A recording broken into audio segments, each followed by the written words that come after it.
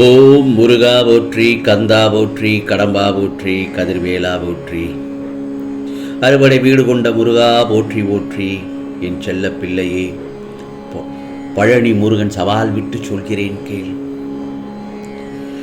என் வாக்கினை கேட்டால் இன்னும் 100 நிமிடத்தில் உன் 2 ஆசைகள் நிச்சயமாக ஒன்றாவது நிறைவேறும். ஒவ்வொருவர் வாழ்க்கையிலும் கஷ்டங்கள் மிகப்பெரிய பாதிப்பை உண்டாக்குகிறது, அப்படித்தானே? ஒன்று மட்டும் நல்லா தெரிஞ்சுக்கோ, எப்போதும் நிமிர்ந்து நேர்மையாக நிற்பவர்கள் மீதுதான் அடி கூட அதிகமாக விழும். அதே நேரத்தில் வளைந்து நெளிந்து கொடுப்பவர்கள் எப்போதும் தப்பித்து விடுவார்கள். இது வாழ்க்கையிலும் சரி, வேலை பார்க்கும் இடத்திலும் சரி, உற்றார் உறவினர்களிடத்திலும் சரி, நாம் கண்கூடாக பார்த்திருப்போம். உண்மைதானே? இந்த உலகம் எப்படியோ அப்படி நம்மை மாற்றிக்கொள்ள பக்குவம் உள்ளவர்களே கவலைகளிலிருந்து தப்பித்து விடுகின்றார்கள். என்ன நடந்தாலும் நான் நேர்மையாகத்தான் இருப்பேன், அது நல்லதோ கெட்டதோ முகத்திற்கு நேராக பழிச்சென்று சொல்லிவிடுவேன் என்பார்கள்.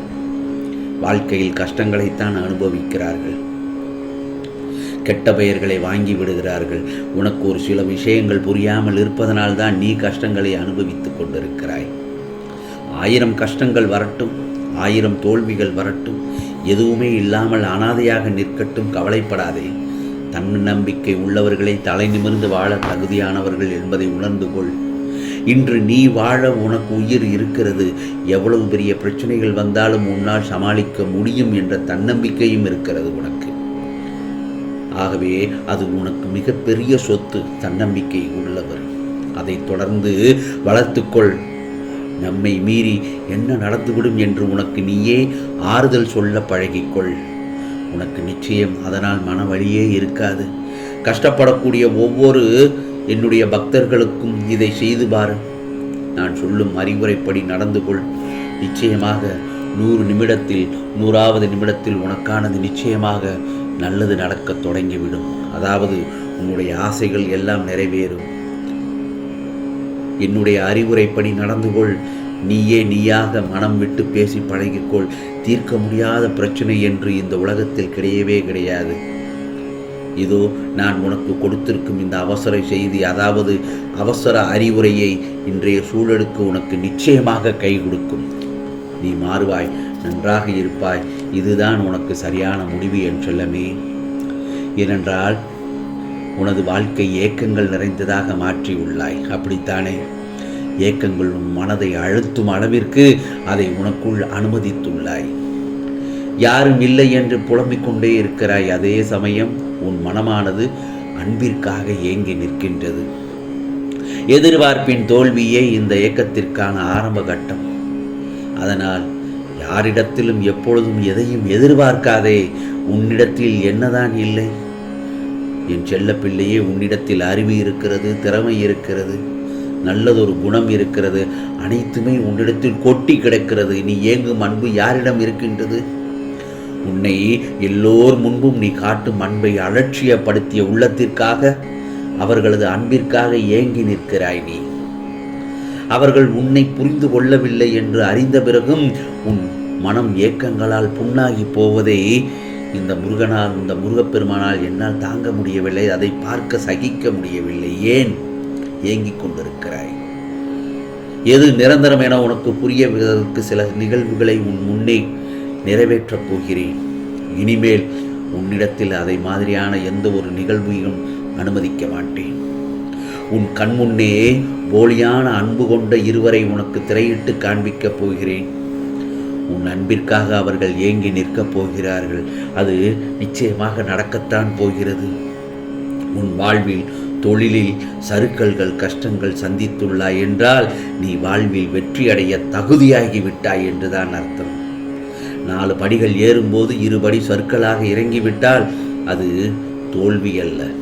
வெற்றி பெற்றவர்க்கான தான், வெற்றி பெறுவதற்காகத்தான் அதன் உழைப்பின் அருமை தெரியும். தோல்விகள் பார்த்த பிறகுதான் உழைப்பின் அர்த்தமும் வாழ்க்கையின் அர்த்தமும் புரியும். அதனால் எல்லாம் சரியாகிவிடும். ஆம் செல்லமே, பயப்படாதே, கலங்காதே. உன் மனதில் உள்ளதை கூறிய எனக்கு உனக்கு அதை சரி செய்து வழி நடத்தி நல்ல வாழ்க்கையை இனிமையாக நடத்தி காமிக்கப் போகிறேன். ஆம், இந்த பழனி முருகன் சவால் விட்டை சொன்னேன் அல்லவா?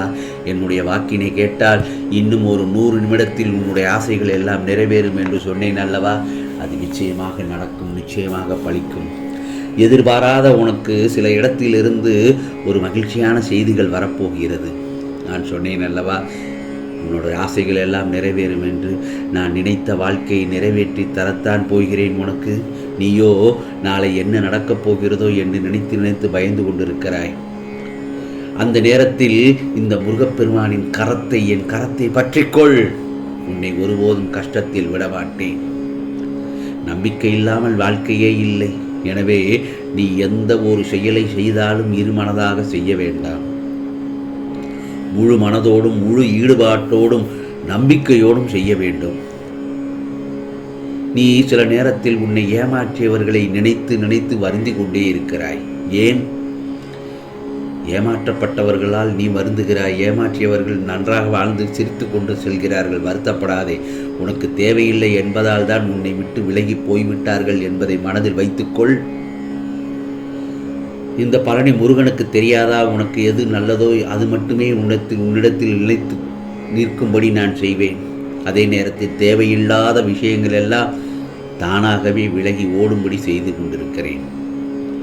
ஆகவே உன்னை விட்டு சென்றவர்களை நினைத்து கவலைப்படாதே. உன்னுடைய மனதை பாதித்த எந்த விஷயத்தை பற்றியும் திரும்ப திரும்ப யோசித்து நீயே உன் நிம்மதியை தொலைத்து கொண்டிருக்கிறாய். அதை விட்டுவிடு என் செல்ல பிள்ளையே. நிம்மதியாக இரு. உனக்கு வேண்டாத சிந்தனைகளையும் வேண்டாத எண்ணங்களையும் தூக்கி எறிந்துவிடு. அவர்களை நினைத்து உன் மனதை போட்டு வாட்டி வதைத்து நீ நிம்மதியில்லாமல் வாழ்ந்து கொண்டிருக்கிறாய். அந்த பிரச்சனைகளை தூக்கி எறிந்துவிடு. உன் சந்தோஷத்தை கெடுத்தவர்கள் நிச்சயம் அதற்கான தண்டனையை அனுபவிப்பார்கள். அதை என் கையில் விட்டுவிடு. அவர்களுக்கு என்ன கொடுக்க வேண்டுமோ அதை நான் நிச்சயமாக கொடுப்பேன். நீ என்னுடைய செல்ல பிள்ளை. மன நிம்மதியுடன் இரு. நான் சவால் விட்டு சொன்னேன் அல்லவா, நான் சொல்வதை கேட்டால் உன் கண்ணீரை நிச்சயமாக நான் துடைத்து விடுவேன். உனக்கு துரோகம் செய்பவர்கள் காணாமல் போய் விடுவார்கள். சீக்கிரம் இதிலிருந்து வெளியே வந்து விடுவாய். புதிதாக ஒரு வாழ்க்கை உனக்கு காத்திருக்கிறது. உனது ஆசைகள் எல்லாம் நிறைவேறப் போகிறது. அந்த வாழ்க்கையில் சந்தோஷமாக இருப்பாய். பழைய பிரச்சனைகளை எண்ணி எண்ணி உன் மனதை கஷ்டப்படுத்தி கொள்ளாதே. நிம்மதியாக இரு. உனக்கான சந்தோஷம் இதோ வந்துவிட்டது. உன்னுடைய ஆசைகள் எல்லாம் நிறைவேற உன் முருகப்பெருமான் உனக்கான அருளாளித்து விட்டேன். விரைவில் அது எல்லாம் உன் கையில் வந்து சேரும். தைரியமாக இரு.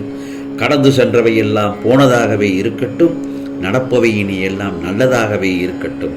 அதை நினைத்து பொறுமையாக காத்திரு. வரும் நாட்களை சந்தோஷமாக வாழ்ந்திடு. உன் வாழ்வில் மாற்றங்கள் நிச்சயமாக ஏற்படும். யாராலும் உன் நிம்மதியை கெடுக்க முடியாது. உன் சந்தோஷத்தை பறித்து கொள்ளவும் முடியாது. உனக்கானது நிச்சயமாக நல்லது நடக்கும். ஏனென்றால் இது பழனி முருகனின் அருள் வாக்கு. ஓம் சரவண பவ. ஓம் சரவண பவ. ஓம் சரவண பவ.